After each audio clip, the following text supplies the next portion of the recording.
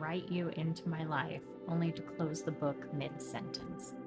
I turn that question over like a stone in my mouth, feel the sharp edges of it cut my tongue every time I dare to speak your name, where only God can hear it. Babe, there were too many almost, too many endings that refused to stay buried.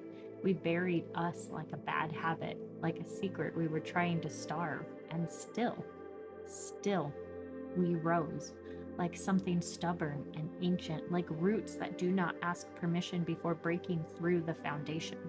Tell me, what am I meant to do with a love that would not die even when we tried to kill it ourselves? Because we did try. God, we tried. We turned our backs like good, sensible people. We walked away with reasons in our hands, with logic lined up like soldiers, and still found ourselves standing in front of each other again and again, as if some unseen hand kept redrawing the map with every road that led back to you. What was that, if not something written? What was that, if not you? And then you said it, not in poetry, not in passing, but in plain and human and terrifying language. I love you. You said you wanted me. You said you saw a future. And I, fool or faithful, took your words as something sacred.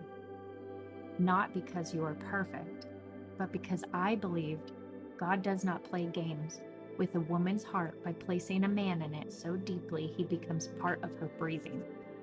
I built a quiet hope around that.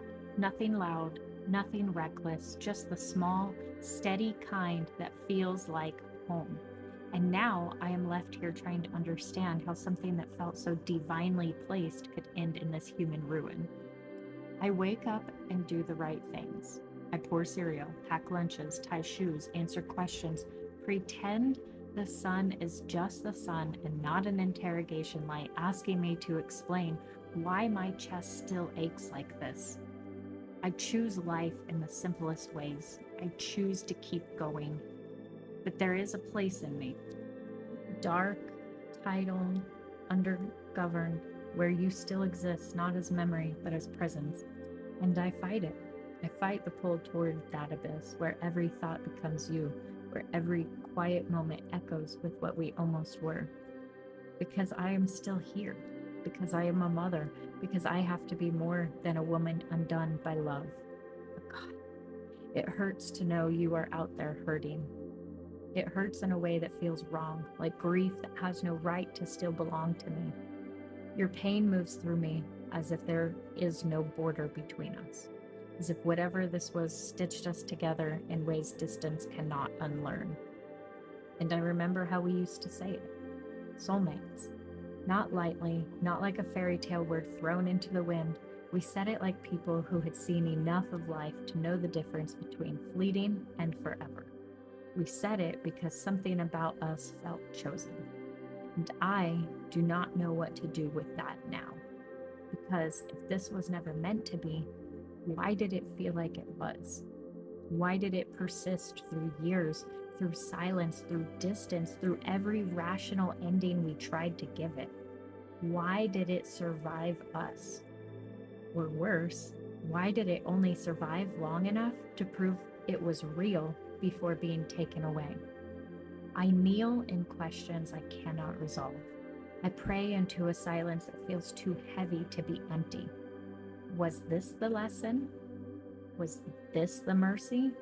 Was this the love we were given and then failed to keep? Or is this what love looks like when it is not meant to be possessed, only recognized, only survived? Because I cannot unlove you. I can quiet it, bury it, lock it in a room and swallow the key. But it will still exist, breathing in the dark, waiting for a name I am too afraid to speak again. And that is the devastation. Not that I can't hold you right now while you figure this out, but that I cannot convince my soul you were never mine.